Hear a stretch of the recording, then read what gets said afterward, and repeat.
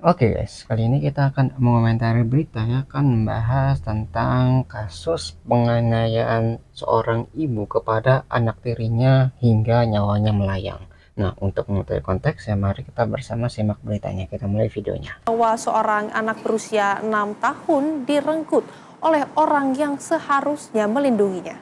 MAA, bocah laki-laki berusia 6 tahun, Masih meninggal 6 dunia tahun pemirsa ya, setelah kasihan mengalami banget. penganiayaan selama 3 hari berturut-turut. 3 hari berturut-turut. Berarti ini anak kecil yang sebelum meninggal ya. Korban meninggal pada Senin 20 Oktober di rumah orang tuanya di kawasan Rawa Panjang, Bojonggede, Kabupaten Bogor, Jawa Barat. Dicek kepalanya tuh ya, kayak mungkin ada Polisi bekas luka atau mengamankan gak RN benjol-benjol yang gitu adalah ya. ibu tiri korban dan juga ayah kandung korban. Dicek punggungnya juga itu ya. Polisi mengamankan barang bukti Ada berupa bekas gagang luka kayak sapu memar gitu. yang diduga menjadi alat yang digunakan Kasian banget ya. untuk menganiaya korban.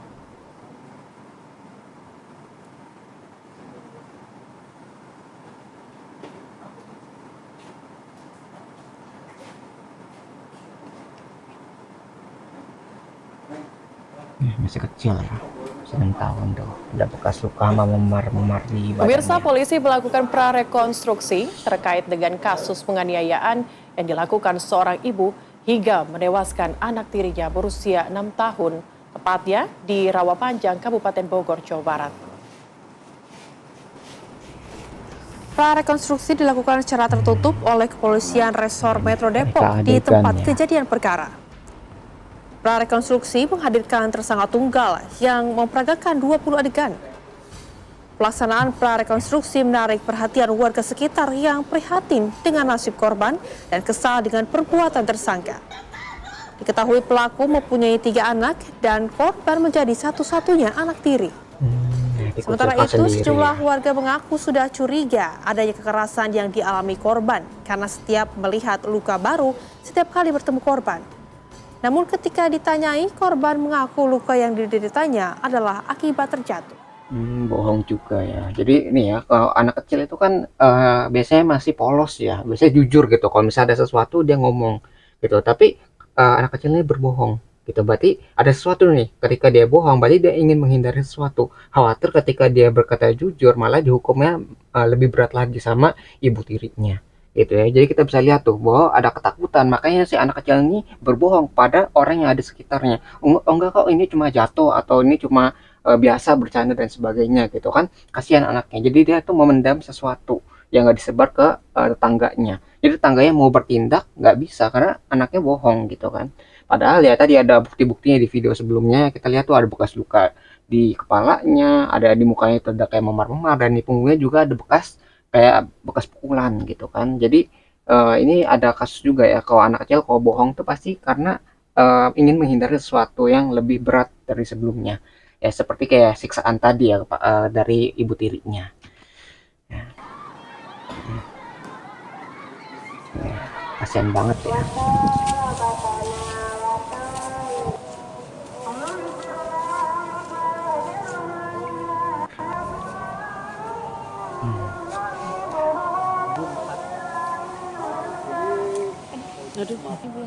Dan pemirsa, untuk mengetahui jalannya proses ekshumasi terhadap jasad anak MAA, sudah ada rekan kami yang berada di lokasi, ini adalah Syahda Yustiza. Syahda, silakan dengan laporan Anda.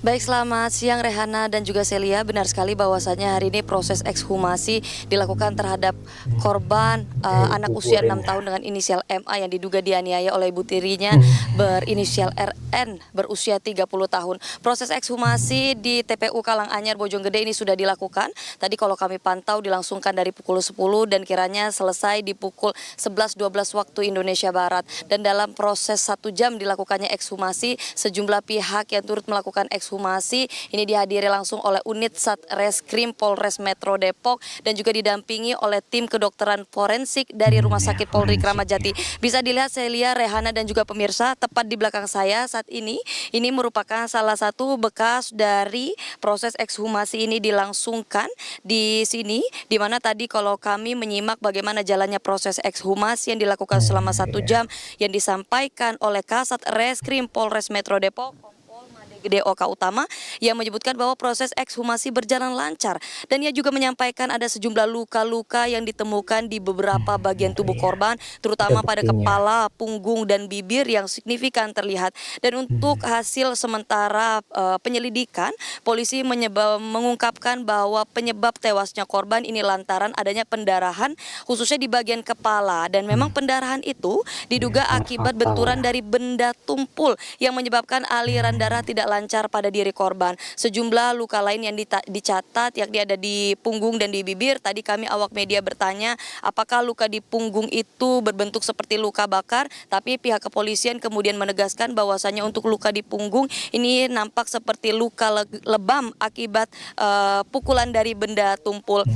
Adapun juga sejumlah luka lain seperti di bibir ini berdasarkan keterangan dari saksi yang sebelumnya turut memandikan jenazah. Ia melihat beberapa kejanggalan pada tubuh korban, salah satunya ada memar di pipi kanan dan bibir bawah sobek dan kemudian ketidakwajaran yang memang disadari oleh salah satu saksi yang memandikan jenazah ini yang ia kemudian melaporkan dan juga menindaklanjuti bersama dengan Polsek Bojonggede dan juga Polres Metro Depok. Jadi kalau misalnya meninggal itu meninggal itu gara-gara luka, gara-gara pukulan itu bekasnya itu nggak bakal hilang gitu ya. Jadi misalnya habis dipukul gitu ya pakai benda tumpul. Nah itu kan ada memar itu kan kayak pendarahan atau luka dalam. Ya luka yang nggak terbuka gitu, yang ada darahnya nggak keluar dari tubuh. Nah itu ngumpul di bawah kulit. Nah ketika habis meninggal itu kan nggak ada yang memperbaiki sel-sel tubuh lagi. Nah jadi ketika udah ada memar, ada luka atau apa kayak sayatan ataupun benda tumpul ya, itu akan menetap dalam tubuhnya. Makanya ketika dimandikan saat pemandian jenazah itu ada bekas-bekasnya dan para tetangga yang memandikan ya itu pasti curiga, wah kok ini ada bekas luka seperti ini gitu. Kalau misalnya emang meninggal gara sesuatu yang normal, sesuatu yang natural gitu, misalnya sakit itu biasanya tubuhnya kan pucat saja gitu. Jadi ini nggak cuma pucat tapi ada bekas-bekas luka yang nggak wajar gitu, maksudnya ada kayak bekas memar dan sebagainya, itu kayak bekas luka benda tumpul gitu ya. Jadi dari jenazahnya itu bisa dilihat secara kasat mata ya, baru habis itu dilaporkan sama si tetangganya atau dari saksi mata yang melihat atau yang memandikan jenazah tersebut ya. Jadi ketahuannya ketika sudah meninggal. Kami sampaikan atau tadi yang disampaikan oleh pihak kepolisian bahwasannya untuk kronologi peristiwa khususnya di tanggal 19 Oktober di pukul 21 malam ini Ibu Tiri atau tersangka ini memang sudah melihat korban dalam keadaan tidak berdaya, tapi ia justru meninggalkan korban dan tersangka ini justru meninggalkan sang anak atau almarhum ini untuk pergi ke tempat kerja suaminya dan menjelaskan kepada sang ayah bahwa korban ini terjatuh. Kemudian pada saat itu ayah kandung korban pulang di pukul 23 waktu Indonesia Barat dan ditemukan tubuh korban sudah terbujur kaku. Dan pada saat itu juga jenazah langsung dibawa ke rumah nenek korban dan esok harinya disemayamkan. Oleh sebab itu pihak kepolisian juga menyimpulkan bahwasannya dugaan kekerasan yang dilakukan ini tidak hanya sekali tetapi juga berkali-kali, dan laporan juga yang kami catat ini kekerasan dilakukan dari sejak tanggal 17 Oktober. Dan hingga kini Celia, Rehana dan juga pemirsa, status hukum dari sang Ibu Tiri saat ini yakni berstatus sebagai tersangka atas penganiayaan yang mengakibatkan kematian anak. Dan untuk posisi dari dirinya sendiri, ia memiliki anak kandung berusia 2 tahun atau adik dari almarhum MA, anak dari sang Ibu Tiri ini berserta dengan ayah dari MA itu sendiri. Namun meski demikian tersangka ini sudah ditahan dan proses hukum juga masih terus dijalankan. Adapun juga dari pihak kepolisian menjelaskan mengenai motif kekerasan yang dilakukan oleh Ibu Tiri, yang menjelaskan bahwasannya berdasarkan pengakuan dari tersangka, korban ini diketahui tidak menuruti keinginannya dan bahkan sering menolak makan, adapun juga meminta uang jajan tapi juga tidak diberi. Dan hal-hal seperti itulah yang kemudian akhirnya membuat tersangka melakukan kekerasan terhadap korban. Ya kalau misalnya kita bisa dari alasannya itu kayak ngeles aja gitu kan, padahal hal itu adalah hal yang wajar, kayak misalnya nggak mau makan, terus minta uang jajan, ya namanya anak kecil kan, maksudnya kayak masih belum tahu gitu. Kalau misalnya mau dilarang, mau dikasih pemberitahu apa ya, kasih pengajaran itu harus yang baik juga caranya. Jadi nggak cara dengan dipukul, dengan mungkin di apa ya, dengan tadi ya dengan benda-benda yang benda tumpul itu dengan keras gitu sehingga terdapat luka. Itu nggak kayak gitu untuk mendidik anak gitu ya. Mungkin ada cara yang lebih baik untuk mengasuh anak tersebut gitu. Mungkin ini emang keinginan dari si orang tuanya ini, si ibu tirinya ini yang mungkin nggak suka sama anak tirinya gitu ya. Soalnya kalau misalnya sampai dipukul, sampai disiksa seperti itu udah nggak wajar gitu. Padahal dia kan punya anak juga gitu, nggak cuma anak satu-satunya si anak tiri ini, tapi ada anak kandung yang lain gitu kan. Jadi emang mungkin ibunya ini yang ada gangguan jiwa atau emang nggak suka sama anaknya. Ya. Kekerasan ini dilakukan sehingga kepolisian ini melakukan pemeriksaan juga terhadap ibu tiri yang juga saat ini menjadi tersangka berupa pemeriksaan psikologis atau Itu ya tes psikologisnya. kejiwaan yang akan dipertimbangkan sebagai bagian dari tindak lanjut hukum, dan sejumlah barang bukti yang disita oleh pihak kepolisian atau sudah diamankan seperti yang tadi disampaikan, yakni ada barang bukti berupa sapu yang memang diketahui digunakan untuk memukul korban. Sejumlah pasal juga yang disangkakan ini yang terkait dengan perlindungan anak, kemudian juga kekerasan dalam rumah tangga, sehingga untuk ibu korban sendiri ini terancam hukuman yakni hingga 15 tahun penjara. Nah, Lama lantas juga ya. kemudian Ya bagaimana kalau udah 15 tahun penjara itu kan cukup lama juga. Jadi kasihan juga nih keluarganya kan. Bapaknya kerja, anaknya itu sekarang nggak punya ibu untuk mengasuh anak-anaknya. Jadi ini keluarga ini jadi ini ya retak ya gara-gara masalah seperti ini. Kalau misalnya dirawat dengan lebih baik gitu ya, nggak sampai ada penyiksaan seperti ini, harusnya kan bisa lebih harmonis keluarganya. Sekarang bapaknya harus kerja, ibunya nggak ada di penjara, anak-anaknya mungkin jadi terlantar. Jadi harus mungkin dititipkan ke tetangga ataupun sanak saudaranya supaya anaknya jadi keurus sekarang gitu kan, karena bukan satu-satunya anak gitu, ada lebih dari 2 anak kan dari pasangan ini gitu ya. Jadi yang telantar anaknya ayah lagi. korban. Nah, untuk status dari ayah korban sendiri saat ini diperiksa dalam kapasitasnya sebagai saksi dan hingga kini belum juga ditetapkan sebagai tersangka. Untuk pihak kepolisian ini nantinya juga akan melakukan pemeriksaan lebih lanjut terhadap status daripada ayah korban itu sendiri untuk kemudian menindaklanjuti proses hukum yang berlanjut mengenai kasus ini. Sementara update-nya demikian. Saya kembalikan ke studio. Iya sih, dari bapaknya juga mungkin kurang perhatikan bagaimana kondisi anaknya gitu. Mungkin fokus kerja, capek kerja ya, habis kerja capek di rumah tuh lebih banyak istirahat. Jadi kurang apa ya, memperhatikan bagaimana kondisi anaknya. Kenapa anak kandungnya sendiri gitu ya, itu tidak diperhatikan gitu kan. Kalau misalnya ada perlakuan tidak wajar, misalnya bilang, wah jatuh gitu, apakah luka jatuh atau bekas jatuh itu benar gitu, atau gara-gara disiksa sama anak teman-teman lainnya atau mungkin orang tuanya sendiri, itu kan harusnya ditanyain gitu ya ke anaknya sendiri gitu. Jangan sampai membiarkan, wah percaya banget sama istrinya gitu. Harus tanya juga sama anaknya, jangan-jangan disiksa atau diperlakukan tidak seharusnya. Ya, jadi orang tua tuh harus memperhatikan anaknya, walaupun tadi ya habis capek kerja, setidaknya nanya bagaimana kondisi di rumah gitu, baik-baik nggak atau gimana gitu, supaya terbuka tuh antara satu sama lain. Ya kalau misalnya ada sesuatu yang nggak wajar bisa dicegah gitu, jangan sampai disiksa sampai 3 hari tadi kan. Ya bayangin lama sekali gitu, baru sampai akhirnya mungkin gara-gara luka di kepala kan ada penyumbatan darah, akhirnya meninggal gitu kan. Aduh, kasihan Langsung banget ya. masih berjalan dengan lancar dan juga proses hukum tengah terus berjalan dan juga berproses. Terima kasih Syada Yustiza mengabarkan langsung dari Bojonggede, Bogor, Jawa Barat. Ya, kita beralih ke kasus lainnya, pemirsa. Kasus kematian seorang anak di tangan ibu tirinya ini menuntut masyarakat diketahui ini adalah untuk lebih peduli pada keselamatan anak di sekitar. Tetangga korban mengatakan mereka sudah lama curiga ada tindakan kekerasan terhadap korban karena luka yang dilihat warga setiap hari. Namun pemirsa, tiap kali korban ditanyai tetangga, korban selalu mengaku luka-lukanya ini akibat jatuh. Ya, berbohong ya. Kalau saya datang layar, saya nggak ngeliat mukanya. Tapi ada tetangga saya yang ngeliat itu mukanya pada lebam, pada biru-biru. Saya cuma ngeliat kakinya doang. Sedangkan itu pas ngeliat juga bajunya belum dibuka, masih pakai baju yang semalam gitu. Terus juga dia setiap hari itu ada aja luka-luka yang di bibir, yang di mata, yang di jidat, yang di kepala, pada benjol tubuh benjol ya. gitu.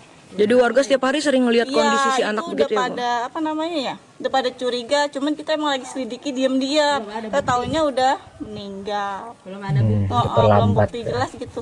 Sedangkan dia di rumah itu nggak pernah dengar nangis gitu, kejer atau apa. Kita nggak tahu kalau di dalam dia. Curiganya kita nggak pernah tuh. Bu, kejadiannya dari kapan sih, Bu? Nggak tahu sih kejadian, tapi kayaknya sih udah lama ya. Udah lama setiap hari itu. Keluar lukanya baru terus. Pecahan di bibir, Sering Sering luka di telinga tuh ya Allah. baru terus. Bener-bener kayak gimana gitu ya, merah-merah darah itu, astagfirullahaladzim. Di bibir tuh, di hidung kayak patah gitu ya. Pernah nanya nggak sih Bu sama anaknya? Pernah ditanya, kamu kenapa itu kok tar pada dulu, Bu. benjol, kataku gitu. Terus kata dia gini, itu aku jatuh dari kamar mandi, aku kejedot gitu. Alasan nggak tuh pernah anak. ngaku ya, Bu, ya? Iya, alasan tuh anak. Padahal ternyata dipukulin sama ibunya ya, baru tahu saya juga. Tapi Ternyata itu juga ibu-ibu tiri, bukan ibu kandung. oh sebelumnya warga nggak ada yang tahu Nggak kalau tahu. ibu tiri. Gitu ya. Jadi karena anaknya berbohong gitu kan. Jadi mau tetangga tuh mau bertindak, mau mau beraksi ya, mau nolongin juga gimana? Soalnya anaknya juga nggak ngaku. Kalau misalnya anaknya tuh meminta pertolongan kepada orang-orang sekitarnya kayak tetangganya, mungkin bisa dicegah ya kejadian seperti ini sehingga nggak sampai meninggal atau mendapat perawatan yang lebih baik lagi dari orang tuanya. Misalnya dipisahkan gitu ya supaya nggak satu rumah gitu. Misalnya kalau misalnya ibunya nggak terima gitu, mungkin nanti bisa diungsikan ke tempat lain, mungkin ke saudara yang bisa menerima ataupun mengasuh anak tersebut gitu kan. Udah, jadi karena anaknya nggak ngaku, tapi tetangga juga udah curiga gitu. Ini mau ditolongin, tapi anaknya bohong gitu kan. Jadi, wah ini mungkin anaknya bener kan, kayak wah ini cuma jatuh, ini cuma kejedot dan sebagainya gitu. Mau ditolongin, jadi ragu-ragu. Ketika ragu-ragu, akhirnya terlambat untuk tolongin. Sebelum ditolongin itu pertolongannya datang, akhirnya udah meninggal duluan. Ya, jadi ini kasihan juga mau nolongin tapi nggak bisa ya. Kadang urusan Kemarin rumah juga tangga. kita baru ya. tahu ternyata ibunya juga udah meninggal. Ibu kandungnya udah meninggal. kandungnya. Kalau itu di dalam situ ada berapa anak? Ada 3, kakaknya 1, adiknya 1 sama dia yang tengah. Kalau dari pelaku itu anak tirinya ada berapa? Anak tirinya cuma dia doang itu Itu satu. Oh, yang gontat itu, Oh, berarti yang 2 itu dia anaknya si yang gontat pelaku. itu sama-sama dari suami dan istri. Yang perempuan Beda. itu dari yang cewek, Oh, iya. dari yang cowok itu lakinya itu. Ibu katanya anaknya satu PAUD ya Oke, sama satu-satu. korbannya. Iya, Itu sepupu gimana? saya, anak ngomongan saya, sepupu saya. Satu PAUD. Jadi kita kalau ngelihat pulang sekolah, ayo ikut bareng. Enggak. Jadi warga udah berusaha nyelidikin Iya. diam-diam ya, Bu ya. Udah Ternyata berusaha udah menolong. meninggal duluan. Tapi anak ini emang pendiam apa gimana? Pendiam banget kak, makanya kita curiga kok diem bisa luka-luka kayak gitu Nggak mau gitu nggak cerita masuk akal juga. karena anak kita kan Tertutup. bener-bener nggak bisa diem gitu di luar. Ini bocah diem banget, main juga diem katanya, di dalam nggak bisa diem, jatuh segala macam di kamar mandi. Kita pada curiga juga di situ. Kalau keluar juga nggak nangis ya, Bu? Ya diem, bocah bener-bener kalem banget kak. Kan udah Hotel dipinggir. juga kita lihat kalau misalnya nangis bukannya berhenti disiksanya tapi malah disiksa, makanya punya pemikiran mungkin anaknya kalau nangis ya teriak atau minta pertolongan akhirnya disiksa lebih berat lagi, makanya terbentuk suatu kepribadian yang tertutup ya, daripada kayak minta tolong nanti bukannya diselamatin tapi malah tambah disiksa, makanya lebih milih untuk diam tadi itu. Jadi udah terbentuk ya kepribadiannya, jadi kepribadian yang tertutup bagi anak tadi yang disiksa itu, karena kalau dia ngomong malah tambah disiksa. Itu ya pemikiran seperti itu kayaknya ya, Gitu. makanya dia Kata bohong, dia nggak tertutup, penting, dia nggak diem penting aja gitu gitu doang. ya. Nggak tahu kok ternyata itu anak meninggal. Oh, dia nggak bilang ya, Bu. Dia cuma minjem uang. Ini penting, tolong pesenin aja, gerak penting gitu. Dikasih pinjam berapa, Bu? 100.000 Sama Ibu. bukan sama tetangga saya. Oh, terus berarti dia udah sempat berangkat Berangkat ke kantor itu, ke tempat kerjaan ayahnya. Nyawa seorang Ya, jadi itu ya yang bisa kita ketahui dari berita ini tentang tadi ya, kasihan juga si anak itu yang disiksa oleh ibu tirinya sampai meninggal ya. Tetangga yang mau nolongin nggak bisa gitu gara-gara ya anaknya bohong, anaknya tutup, anaknya nggak mau cerita, khawatir tadi ya. Mungkin si anaknya juga mungkin mikir juga ketika dia cerita, dia terbuka, itu akan lebih disiksa lagi sama si ibunya gitu. Jadi ya ini memang agak sulit ya kasusnya, karena ini kasus rumah tangga, kasus yang harusnya tertutup gitu ya. Harusnya orang tuanya itu menjaga anaknya sendiri, mengasuhnya dengan baik gitu ya, menyayanginya, tapi bukannya melakukan hal tersebut malah melakukan hal sebaliknya, yang disiksa, dipukulin sampai akhirnya meninggal gitu ya. Jadi ini mungkin jadi pelajaran bagi kita semua ya untuk lebih peduli lagi kepada orang-orang yang di sekitar kita, bagi para tetangganya. Dan kalau misalnya kita punya anak atau punya seorang yang lebih kecil lah, itu diasuh dengan baik, disayangi dengan baik, supaya mereka juga bisa tumbuh dengan baik, jangan sampai disiksa seperti ini. Itu ya mungkin yang bisa kita pelajari dari beritanya tentang penyiksaan tadi ya, yang sangat kejam banget sama ibu tirinya. Nah, mungkin kalau kalian tertarik dengan sumber beritanya yang sudah saya sediakan di deskripsi video. Nah, mungkin sekian yang bisa saya sampaikan. Semoga video bisa bermanfaat. Kurang lebih mohon maaf. Kita ketemu lagi di pembahasan selanjutnya, insya Allah.